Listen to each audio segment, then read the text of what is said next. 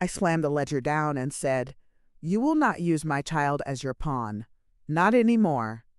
The words echoed louder than I expected, sharp against the marble walls of my brother-in-law's study. He looked startled for half a second, then smiled as if he still believed he held the advantage. The rain beat against the tall windows behind him, a steady rhythm that matched my breathing, calm, measured.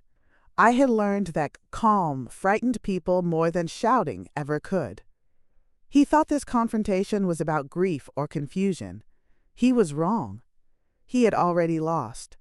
But to understand how I reached that moment, you have to come back with me to the night everything first cracked open. The first alert came just after midnight. I had not been sleeping much since my husband died. The house still carried his weight, the way a room does after someone slams a door and leaves. I was standing in the kitchen with the refrigerator open, staring at nothing in particular, when my phone vibrated softly on the counter. Account activity notification. At first, I assumed it was spam or a delayed notice from one of our joint accounts. We had already closed most of those after the funeral. I wiped my hands on a dish towel and picked up the phone, my movements slow, deliberate. Grief had taught me to move carefully. Rushing only made things break. The account number meant nothing to me. The balance did. My husband had always been meticulous about money. Careful, predictable. We had plans, spreadsheets, labeled folders. There had never been surprises. Yet there it was, an account in his name, dormant for years, suddenly active. A withdrawal. Not large enough to set off alarms. Just enough to be intentional. The name on the transaction line made my chest tighten. Daniel. Our eldest. I printed the statement instead of confronting him right away. Old habits die hard. I wanted something solid in my hands. Paper had weight. Proof. The printer hummed in the quiet house, loud enough that I paused, listening, but the upstairs remained still. I sat at the kitchen table and smoothed the page flat, tracing the numbers with my finger. The date went back 3 months. 2 withdrawals. Small. Careful. Whoever had taught him well. I thought of my husband's hands. Steady. Teaching patience by example. That was when I heard the stairs. I did not look up right away. I folded the paper once, neatly, and set it beside my coffee mug. Daniel stopped in the doorway. I could feel him there, the way you feel a shift in air before a storm. "You are up late," I said. He hesitated. Just a breath too long. Could not sleep. Neither could I. I turned then. He looked older than his years in that moment. Shadows under his eyes, shoulders tight. He had always been the responsible one, the one his father trusted, the one who learned without asking too many questions. I held up the paper. "How long have you known about your father's other account?" His face drained of color. He opened his mouth, closed it, then looked down at the floor. The answer was there before he spoke. Silence has its own honesty. "Before he died," he said quietly. "Before." That word settled between us like dust. "Why did you not tell me?" He swallowed. "He said you did not need to know." I studied him carefully. There was fear there, yes, but also something else. Guilt. And beneath it, something sharper. Pressure. "Who told you to take the money, Daniel?" His jaw tightened. I did not make him answer right away. I had learned that stillness can be a kind of invitation. "Uncle Robert," he said finally. "My brother-in-law." The name landed with a weight I had not expected, though perhaps I should have. Robert had always been present in our lives, helpful in that generous, watchful way that never quite felt free. He handled paperwork after the funeral, made calls, offered advice I had not asked for. What did he say to you? Daniel looked at me then, really looked, as if he were deciding whether I could handle the truth. He thought he was protecting me. That realization hurt more than the betrayal. He said Dad was in trouble. A long time ago. That the account was connected to it. He said if the wrong people noticed activity after Dad died, they would come looking for us. Us. He said the withdrawals would make it look like Dad was still alive, Daniel continued. Or at least that the money was being managed. He said it was safer if it was me. Safer for whom? He did not answer. He did not need to. I reached across the table and placed my hand over his. He flinched at first, then relaxed, as if he had been waiting to be forgiven without knowing how to ask. You should never have been put in that position, I said. Tears filled his eyes, but he blinked them back quickly. He had learned that from his father, too. I am sorry, Mom. I believed him. That was the most dangerous part. He had been tricked, nudged, guided into a world he did not understand, carrying weight that was never meant for him. What exactly did your father tell you about this account? I asked. Daniel hesitated again. He said it was a contingency, something he could not explain yet. He said if anything happened to him, Uncle Robert would know what to do. I leaned back in my chair and folded my hands in my lap. Somewhere in the house, a pipe knocked softly, a familiar sound. The house did not know its foundations were shifting. Go back to bed, I said. We will talk more in the morning. He nodded, relief washing over his face. As he left the room, I gathered the papers and slid them into a folder. I labeled it simply, Financial. That night, I did not sleep at all. By morning, I had made a decision. Grief had taken many things from me, but it had also stripped away hesitation. If my husband had been involved in something illegal, I would find out why. If my brother-in-law had been guiding my son's hand, I would learn how and to what end. And if someone believed I was too broken to notice the strings being pulled around my family, they had misunderstood me entirely. I poured myself another cup of coffee and opened my laptop. The truth, I knew, would not announce itself. It never does. But I had learned how to listen for it. By the third day after I found the account, everyone thought they understood my routine. That was the advantage. Grief makes people underestimate you. They mistake quiet for weakness, routine for resignation. They see a widow paying bills, making calls, answering condolences, and they assume that is the full extent of her vision. I let them.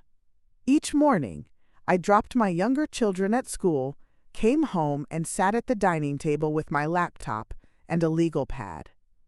From the outside, it would have looked like paperwork. Settling an estate. Tying loose ends. In truth, I was mapping a life I had never been allowed to see. The account Daniel had accessed was not alone. It was the anchor. Once I had the number, I could trace patterns. Transfers that hopped between institutions. Shell companies with bland names. Consulting fees that never corresponded to any actual work. Everything my husband had once dismissed as boring financial minutiae now read like a language I was only just beginning to understand. He had not been reckless. He had been careful. That was the first thing that unsettled me. Criminals who act out of greed leave fingerprints everywhere. This was restraint, containment, damage control. By noon, I had identified 3 linked entities, all dormant for years, all briefly active again after his death. Someone had anticipated this moment. Someone had been waiting. I knew exactly who. I called Robert that afternoon. He answered on the second ring, warm as always. How are you holding up? I am managing, I said. I wanted to thank you for helping Daniel. A pause, barely perceptible. But it was there. Of course, he said. Your husband trusted me. I am just honoring that. I would like to come by, I said. There are some documents I do not understand. Naturally. Any time. We settled on the following evening. After the call, I sat very still, listening to the refrigerator hum, the clock tick. I was not afraid. That surprised me. I felt something closer to clarity. Daniel came home late from school that day. Later than usual. Where were you? I asked, keeping my tone light. Library, he said. Group project. He was lying. Not maliciously. Protectively. He thought he was shielding me from stress. From fear. From knowledge. I did not correct him. Not yet. That night, after everyone was asleep, I went into my husband's study. I had avoided that room since the funeral. It smelled like his cologne and old paper. Familiar things that had once made me feel safe. Now they felt instructive. I opened drawers slowly, methodically. I was not searching at random. I was remembering him. He categorized by use, not importance. The things he wanted accessible, he hid in plain sight. The bottom drawer of his filing cabinet stuck slightly when I pulled it open. Inside were old tax records, outdated warranties, nothing of interest, except the folder at the very back. It was thinner than the others. No label. Just a crease down the middle, where it had been folded once, then flattened again. Inside was a handwritten ledger. Not numbers. Names. Dates. Locations. Initials. Some were crossed out. Others circled. A few had small notes beside them. Met alone. Paid in full. No further contact. My heart slowed as I read. This was not a criminal accounting. It was a record of survival.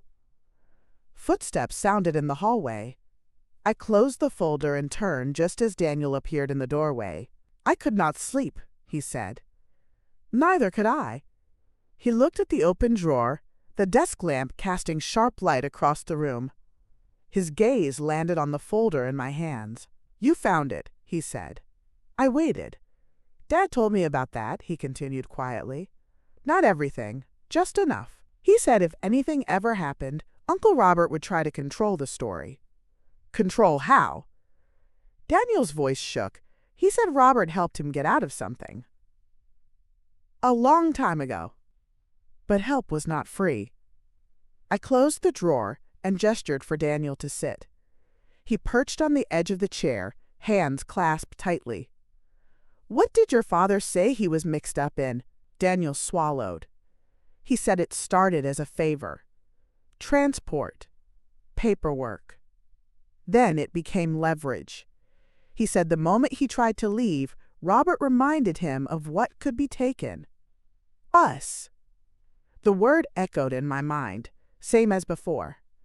Did your father ever tell you who else was involved? I asked. Daniel shook his head. He said names are dangerous. I placed the folder on the desk between us.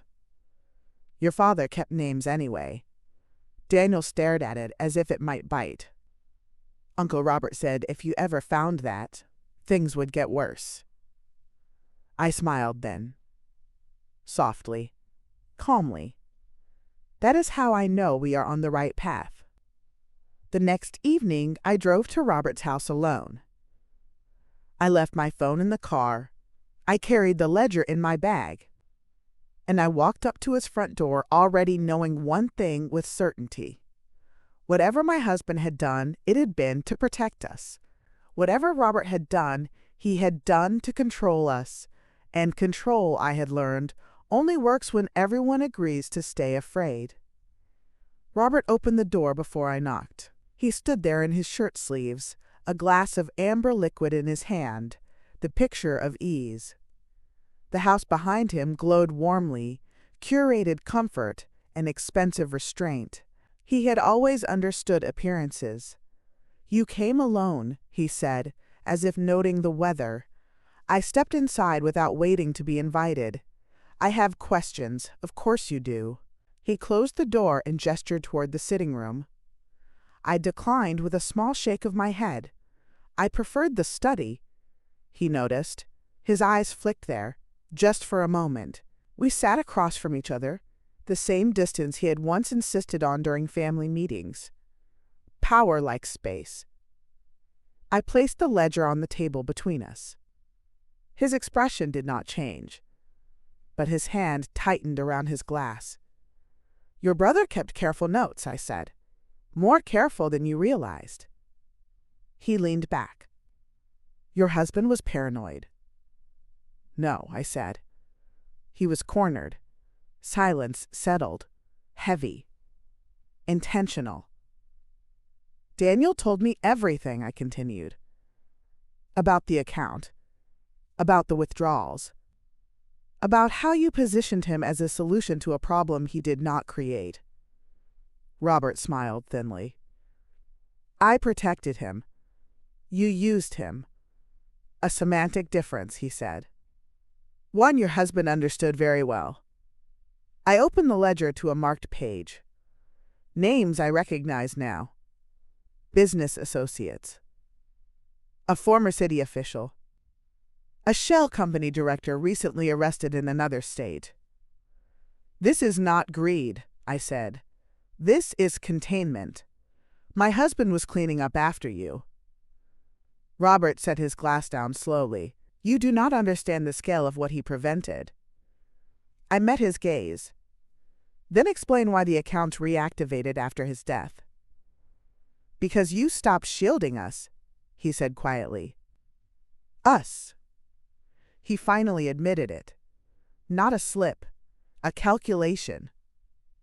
Your brother was useful, Robert continued. He had credibility, access. And when he wanted out, he needed reminding of what was at stake. Our family, I said. Our children. Robert's eyes hardened. He made his choices. So did you. I closed the ledger. Here is what will happen. You will stop contacting my son.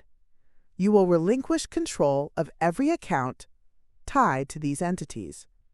And you will provide written statements attesting to my husband's coerced involvement. He laughed then. Short. Sharp. You think this gives you leverage? I stood. Yes. You are forgetting one thing, he said, rising as well. Exposure works both ways. I paused at the door. That is where you are mistaken. I turned back, calm as still water. You need secrecy. I need the truth. The room felt smaller suddenly. His confidence faltered, just slightly. I will be in touch, he said. I nodded. I am sure you will. When I left his house, the night air felt cleaner than it had in weeks. At home, Daniel was waiting in the kitchen. Did he deny it? He asked. He confirmed it, I said. Daniel exhaled slowly. What happens now? I looked at the ledger on the counter, at the names that had once terrified my husband into silence. Now, I said, we let him think he still has time. And then we take it away. Robert did not wait long. By the next morning, my bank flagged 3 attempted logins from unfamiliar locations. Subtle. Probing. He was testing boundaries, seeing how much access he still had. I did not call him. Instead, I called the attorney my husband had once insisted we keep on retainer. At the time, I had thought it excessive. Now, it felt prophetic. She listened without interrupting as I laid out the facts. The accounts. The ledger. The coercion. The involvement of a family member.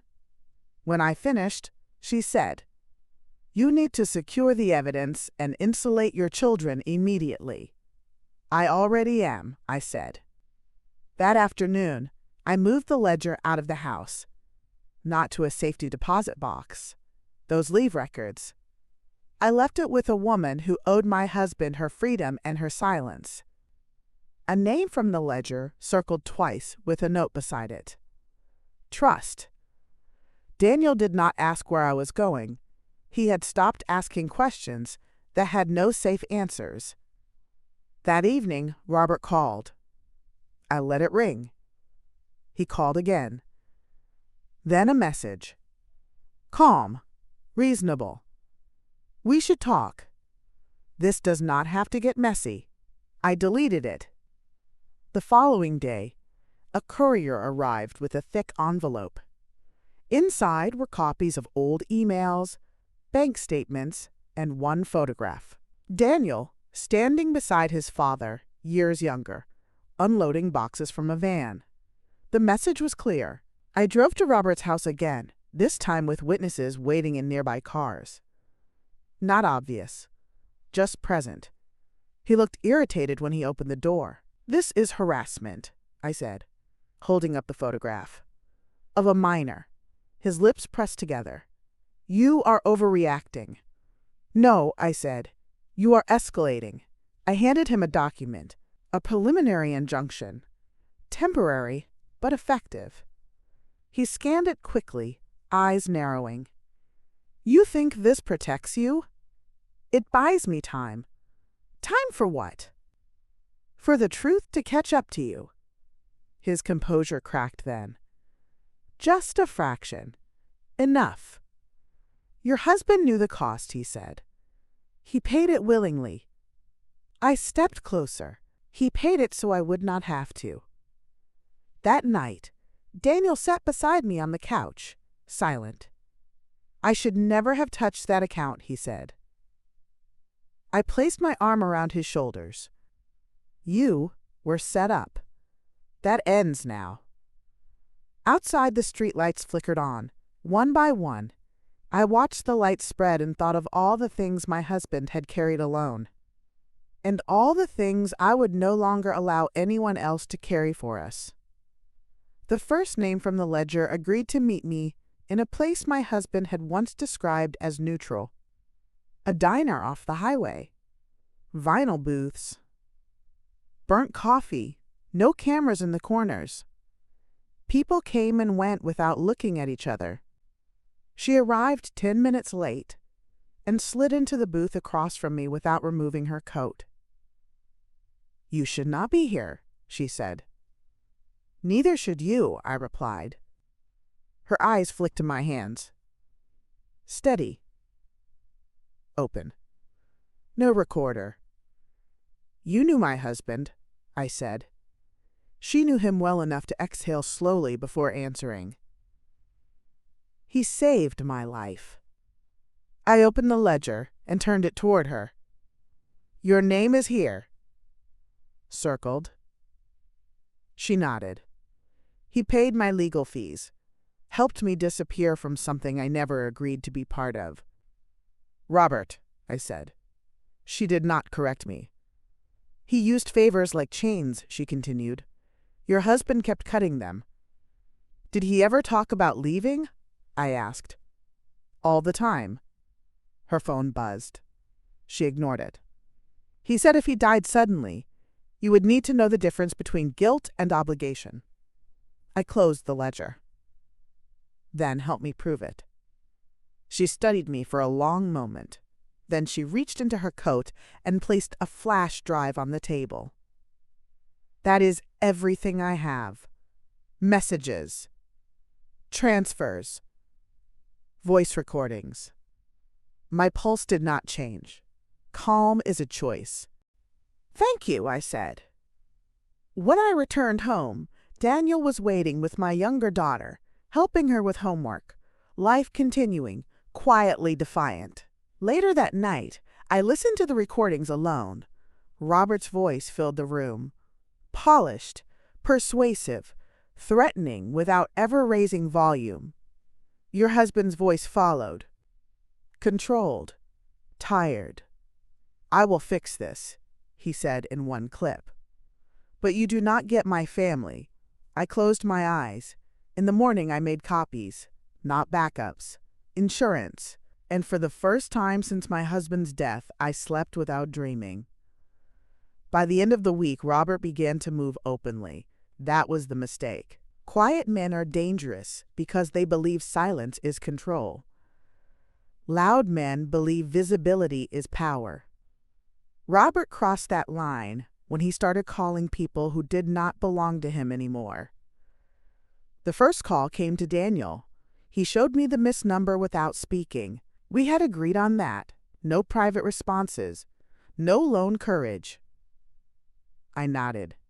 Good. An hour later, my attorney forwarded an email Robert had sent her by mistake, or perhaps intentionally. It was difficult to tell with men who enjoyed intimidation disguised as competence. He questioned her ethics, her loyalty, her judgment in representing a woman who clearly did not understand the implications of what she was attempting. She replied with 3 sentences and copied the district attorney. That was when I knew we were approaching the point of no return. The second name from the ledger reached out that evening. He did not want to meet. He wanted absolution. Your husband warned me this might happen, he said over the phone. He said if Robert ever felt cornered, he would start sacrificing people. Is that what you are doing now? I asked. There was a pause. Then a quiet, exhausted laugh. No, I am trying to survive it. He sent documents within the hour. Contracts, amendments, proof of payments rerouted through accounts Robert controlled personally. My husband's signature appeared once. Only once. And beside it, a handwritten note in the margin. Under protest. I added it to the growing file. By Friday morning, Robert's narrative had begun circulating. Concerned family member, unstable widow, misinterpreted financial records, a grieving son manipulated by his mother's paranoia. People who had never called me before suddenly wanted to check in. I thanked them politely and declined conversation. Daniel was angrier than I had ever seen him. He is telling people I stole money, he said. That Dad trusted him more than you. I set my coffee down carefully. He is trying to provoke a response. It is working. No, I said. It is revealing desperation. That afternoon, I went somewhere I had not planned to go. The cemetery. I stood in front of my husband's grave longer than I intended. The stone was still new. The ground unsettled. Nothing had settled yet. Not the earth. Not the truth. You carried this too long, I said quietly. The wind moved through the trees. No answer. But I did not expect one. That night, Robert invited me to dinner. Neutral territory, he said in the message. We can still resolve this privately. I read it twice, then forwarded it to my attorney and the investigator we had quietly retained. I replied with one sentence. Tomorrow, 7 p.m., bring everything. He agreed immediately. That should have warned him. Before bed, Daniel came to my room. If this goes public, he said, what happens to Dad's name? I looked at my son. Really looked. He was no longer a child being protected from truth. He was a man learning how to stand inside it. Your father will be remembered for what he stopped, not what he was forced into, I said. Daniel nodded slowly. Downstairs, I laid out the documents on the dining table. The ledger, the recordings, the flash drive, copies of everything Robert had tried to use as leverage. I slept for exactly 4 hours. At 6 a.m., my phone buzzed. A single text from an unknown number. You do not know how many people this will take down. I typed my response carefully. Then perhaps it is time. When I set the phone down, I felt it then. Not fear, not anger. Momentum. By the following night, Robert would still believe this was a negotiation. By the end of it, he would understand it was an ending. The restaurant Robert chose had a private room and a reputation for discretion. That alone told me everything. Discretion is a currency. Men like him spend freely when they believe they are buying silence. He arrived 10 minutes early. I arrived exactly on time. He stood when he saw me, all civility and strained patience. "Thank you for agreeing to this," he said. I took my seat. I did not thank him. The investigator sat at a nearby table, unremarkable, indistinguishable from the background. My attorney arrived moments later and did not sit until I nodded. Robert noticed both of them too late. "You said privately," he began. "I said bring everything," I replied. His jaw tightened. The waiter poured water and left. The door closed softly behind him. Robert leaned forward. "You are making this bigger than it needs to be." I slid the folder across the table. He did not touch it. "This is everything your brother documented," I said. "Names, payments, coercion, proof of forced participation." I placed the flash drive on top. "And this is what the people you threatened finally decided to share." He stared at it, as if it might detonate. "If this goes any further," he said, "your children will never escape the fallout." I met his gaze. "You already involved them." Silence stretched. "You owe me," he said finally. "For what?"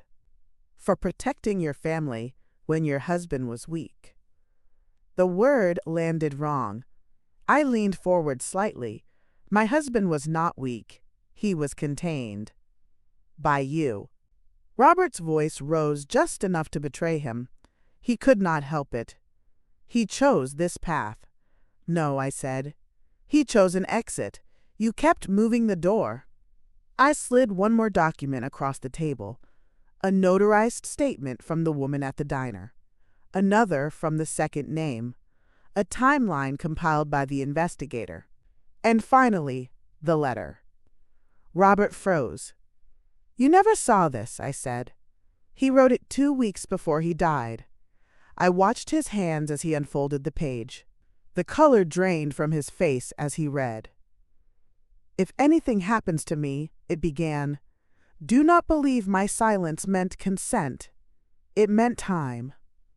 Robert looked up, eyes glassy. "He was going to destroy you," I said calmly. "Eventually. You know that." The door opened then. 2 uniformed officers stepped inside. Robert turned, panic flashing across his face. "What is this?" he demanded. The investigator stood. "Statements have been filed. Evidence submitted. You are being asked to accompany us." "Asked?" one officer repeated. Robert looked at me one last time. "You think this ends here?" I stood. "It ends with the truth."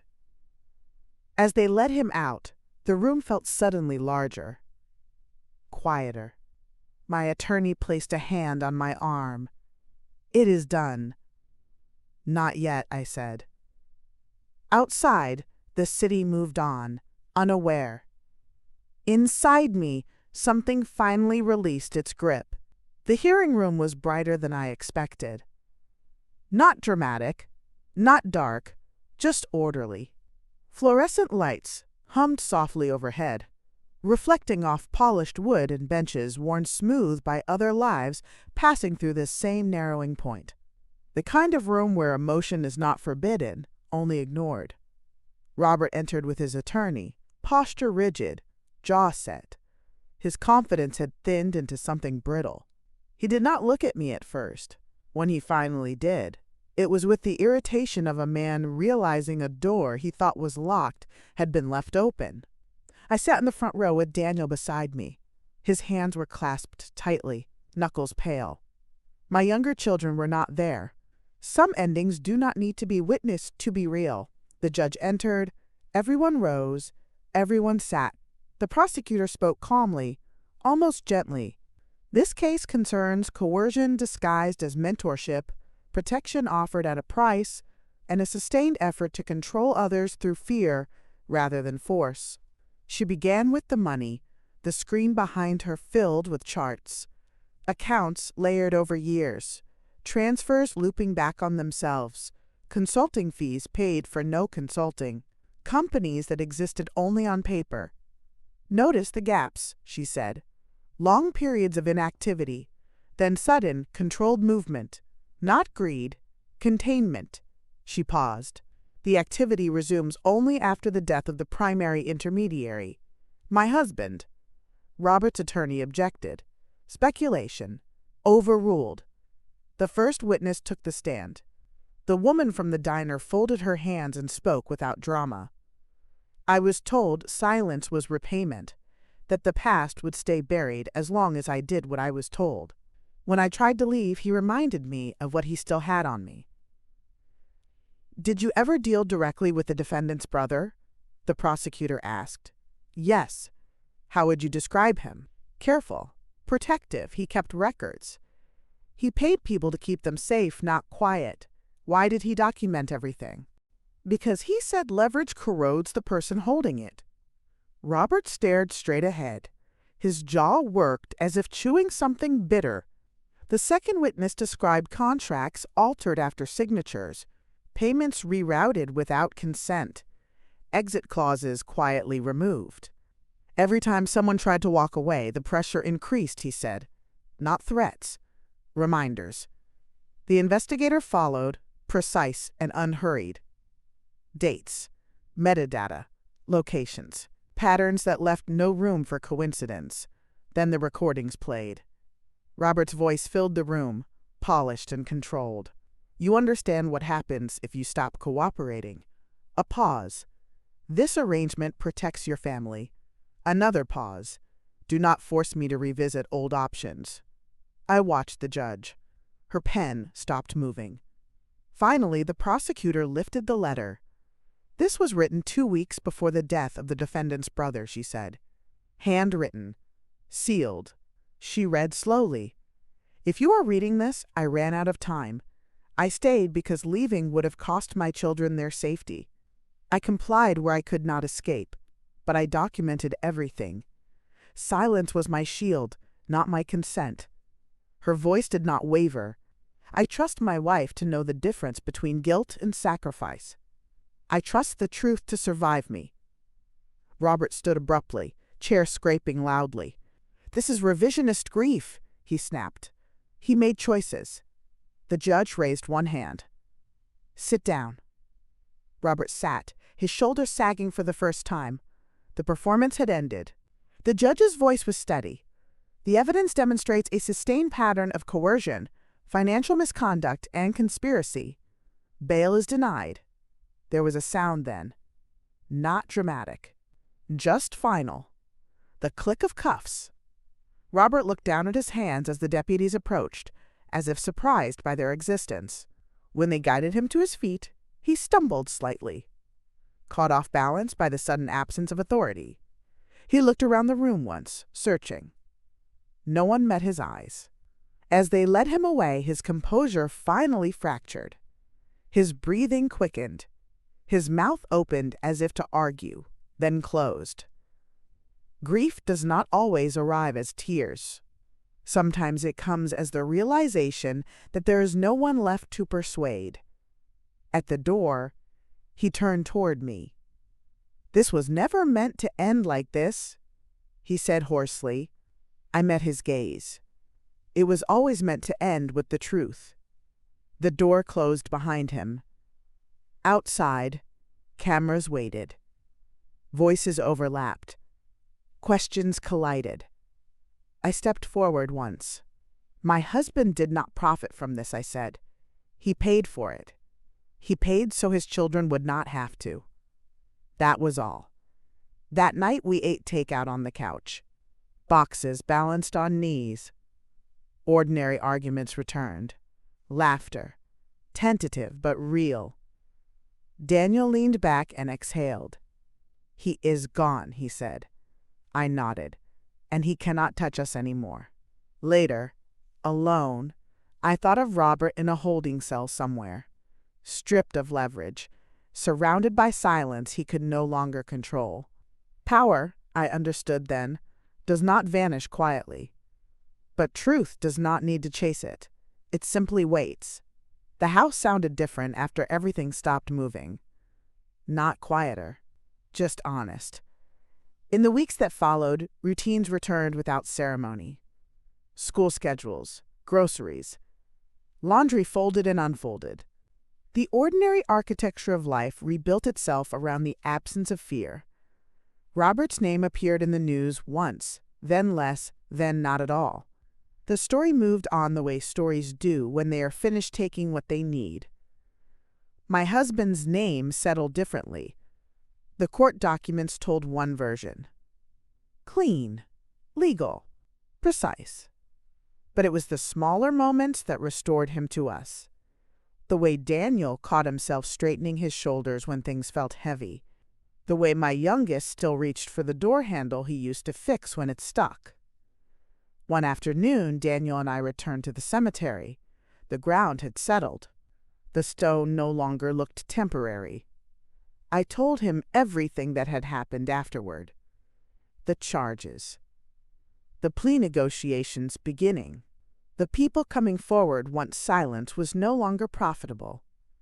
He listened without interruption.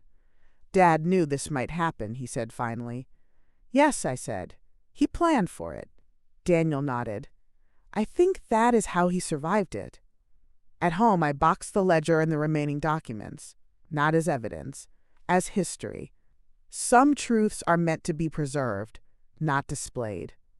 That evening, we sat at the table longer than necessary. No one rushed away. No one checked their phone. I watched my children and understood something my husband had carried alone for too long.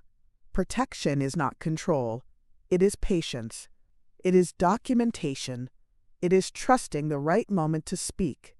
Later, after the house had gone still, I stood in the kitchen where the first alert had arrived months before.